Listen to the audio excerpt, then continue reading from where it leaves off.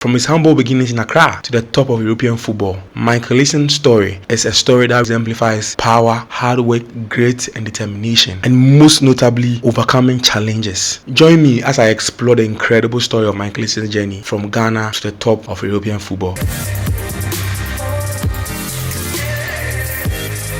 Michael Essien is a Ghanaian football legend, and he was born on 3rd December 1983, and he was born in Ewutu in the central region of Ghana. And a lot of Ghanaians are Chelsea fans, probably because Michael Essien signed for Chelsea 2004, one of the most important players in Ghana football history. And Michael Essien grew up in a family where they were all Catholics, and he grew up in a Catholic church. He became a footballer because his father was really a local footballer who really couldn't make it up. In an interview, Michael Essien said that it was his father that took him to a first football game when Michael Essien was 10 years old. At the age of 12, Essien was really a good footballer playing on the streets of Accra. And because he was very good on the streets, he was found and given a scholarship from Accra to go to St. Augustine's College in Central Region. And after playing for the school team in St. Augustine's, Michael Essien had an opportunity to play for Liberty Professionals in Ghana, and then from Liberty Professionals in Ghana he went to SC Bastia in France. And while he played for St. Augustine's College in that same year, he had the opportunity to be called to the national under-17 tournament team, and that team had the likes of John Painter, the likes of Sule Muntari. And during the tournament for under-17, from Liberty Professionals to SC Bastia, and then from SC Bastia Olympic Lyonnais. And you know what, at the time he was playing with the likes of Junino Pernambukanu, the likes of World Tour, the likes of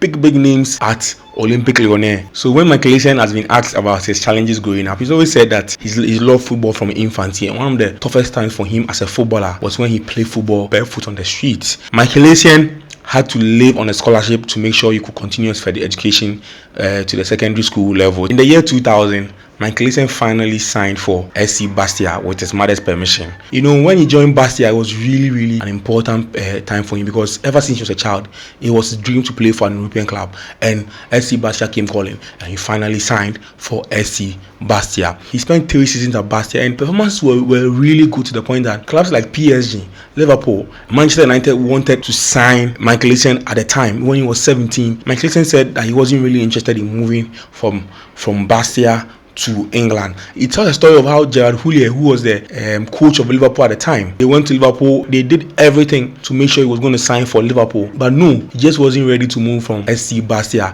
PSG also came to sign him. He ended up signing for Olympic Lyonnais for 2 years, and after playing 2 years for Olympic Lyonnais, he won the League One Best Player in the year 2004. And it must also be noted that within that 4 seasons, Olympic Lyonnais won the League 1 for 4 consecutive times. So when Michael Essien joined, he won 2 League 1 trophies, and he was the best player in the league in 2004. And in 2005, Mourinho came knocking to sign Michael Essien to be part of the midfield that had Claude Makelele. So Michael Essien's playing positions changed over the course of 3 years.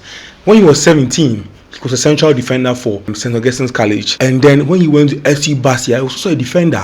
So from SC Bastia to play for Olympic Lyonnais, he ended up becoming a midfielder. So at Olympic Lyonnais, he was playing the box-to-box role with Edmondson and Mahamadou Diarra playing as a defensive midfielder. Mahamadou Diarra and Edmondson was the one who were covering the defense for Olympic Lyonnais, and Michael Essien was tasked with the act of moving the ball from the midfield to the attack and playing with Junino Pernambukanu in the midfield. So Michael Essien, after playing for Lyon, went to play for Jose Mourinho's Chelsea. When he went to Chelsea, Chelsea had won the Premier League, and he helped Chelsea to retain the Premier League debut season. So Chelsea had done a back-to-back under Jose Mourinho, and then the 2006-2007 season, they ended up losing the Premier League title to Alex Ferguson's Manchester United. And even that season, when they did not win the Premier League, they won the FA Cup and they won the League Cup. And then Jose Mourinho was sacked in 2007-2008, was sacked at Chelsea, and even that he was so important for Chelsea. And it must also be noted that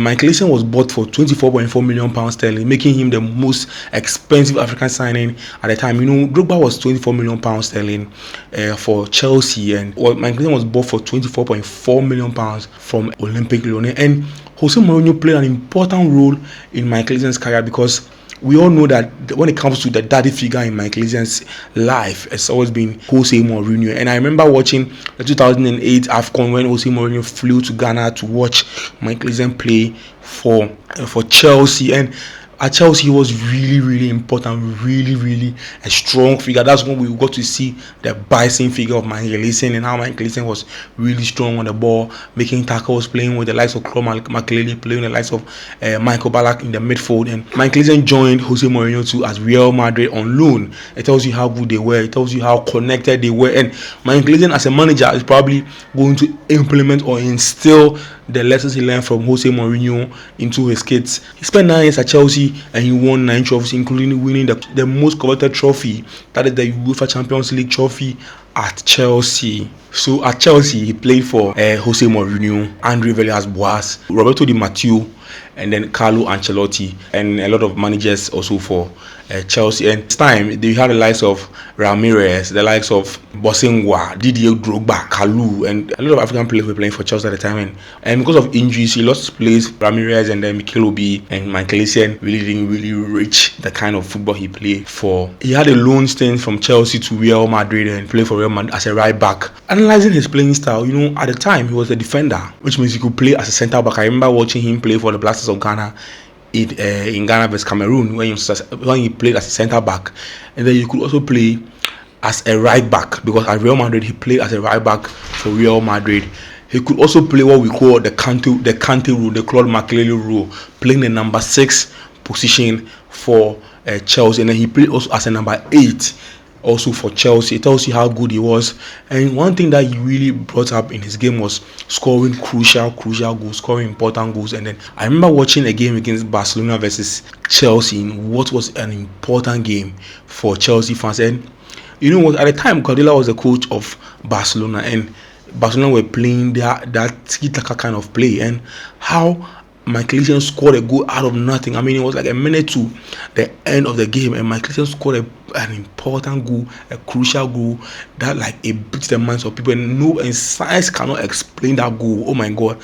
Only to draw the game with Iniesta scoring a crucial last minute goal for Chelsea to come out. I mean, Essien in his heydays was so important for Chelsea, and amazing player by all standards for Chelsea. While playing for Ghana, one of the things that I really remember from him is helping Ghana to qualify for the World Cup in 2006, and I think his last tournament for Ghana was in 2014 World Cup, when he was expelled from the camp with the likes of Sule Muntari, Michael Essien, and Kevin Prince Boateng because of what was said to be like a corruption issue in Ghana, in the Ghana Football Association camp. But Michael Essien, as a player for Ghana Blaster, was really flawless, and he missed the 2010 World Cup because he was injured. In 2006, he was part of the team that really played in the World Cup, playing against Ghana versus Italy, playing against Ghana versus Brazil, playing against Ghana versus Czech Republic. Michael Essien was really the main man. So one of the biggest challenges Michael Essien had in his career was injuries. He was almost always injured. And that robbed us of a true gem to play good football for Africa and in Ghana. And I remember that we couldn't go to the World Cup because we couldn't go to the World Cup in 2010 with him. I mean, he was injured all the time, and it was really something that we really saw. It was like 6 months, no Michael Essien, 8 months, no Michael Essien, 10 months, no Michael Essien. And recently, John Mikel Obi came to tell us that he was always injured probably because of the weight of his thighs. And Michael Essien has very bulky thighs, but he had a very slim or very lean knee. So there were always huge.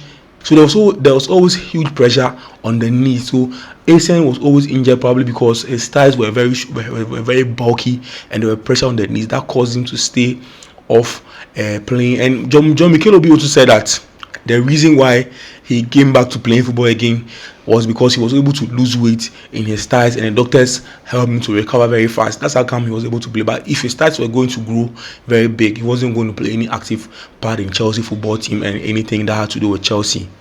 One of the biggest injuries that really worried Michael Essien was the ACL, anterior cruciate ligament injury, and he kept him out for 7 months without playing any football at Chelsea. And then this injury even followed him to Real Madrid, where he had injuries, and it was really sad. He would spend 7 months at home without playing football, and it tells you that without injuries, Michael Essien was going to be probably one of the best players for African football ever.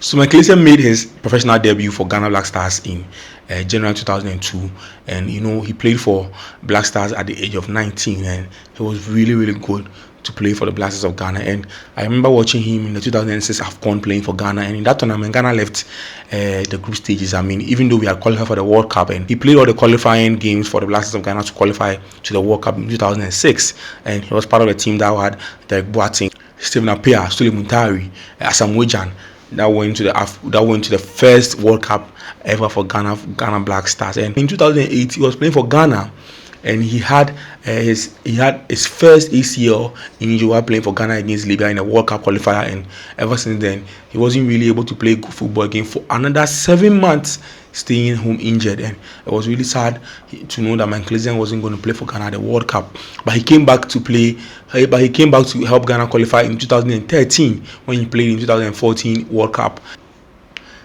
And in 2014, he was expelled from the national team, probably because he was one of the main people who spoke against corruption in the Ghana F. One of the most notable performances from Michael Essien was in 2000 when Ghana played against Nigeria. And you know what? In that game, Ghana had a red card. Nigeria was leading the goal tally, and it was 1-0 at the time. And Michael Essien, out of nowhere, created chances for the likes of Junior Agogo and scored a goal himself for Ghana to make sure Ghana won the game 2-1 against Nigeria, and Ghana qualified to the next stage of the competition, going to meet Cameroon. And in 2014, I remember watching Ghana versus Egypt, where Ghana won 6-1, and how Michael Essien was instrumental in the middle, winning the second balls and creating chances for Ghana to win that game 6-1 to qualify for the 2014 World Cup. Off the pitch, Michael Essien has been a really encouraging figure for Ghana, and a lot of Ghanaian players are learning from him. He's had some charitable events also to do, and he says he's just been the guy for Ghana football. And many people know Ghana football probably because of Asamoah and Michael Essien, and what Michael Essien did for Ghana football. Let me know what you think about this in the comment section. Let me know what you think about Michael Essien's story. What do you think of Michael Essien, and what do you think Michael Essien should do to help Ghana game? Thank you for watching this video. The best is yet to come. Bye for now.